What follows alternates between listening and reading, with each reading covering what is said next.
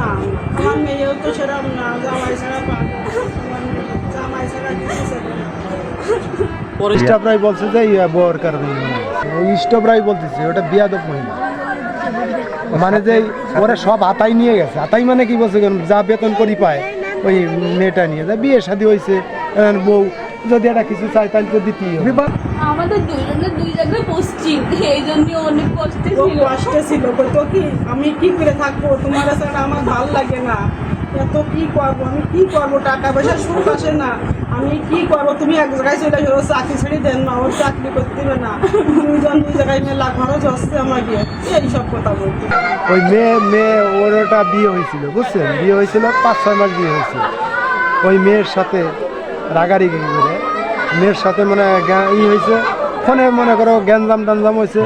তারপর ওইটা ওর সামলাইতে পারে না, মানে ওই রাগটা সামলাইতে পারে না। সামলাতে না পারার কারণে রাত মনে হয় 3:30টার দিকে একটা ফায়ার হয়েছে। মানে নিজের বন্ধু দিয়েই নিজের কাছে তো অস্ত্র থাকে, এইভাবে বাধাই দিয়ে তারপর নিজেই করছে, আত্মহত্যা করছে। মানে তো ওইটা বৌতি মনে কিছু বলছে, মনে হয় বোর জন্যই তো ছেলেটা মারা গেছে। মানে মামা ভাই না, ছেলেটা মারা গেছে হলো আপনার ধারণা করে নিচ্ছে।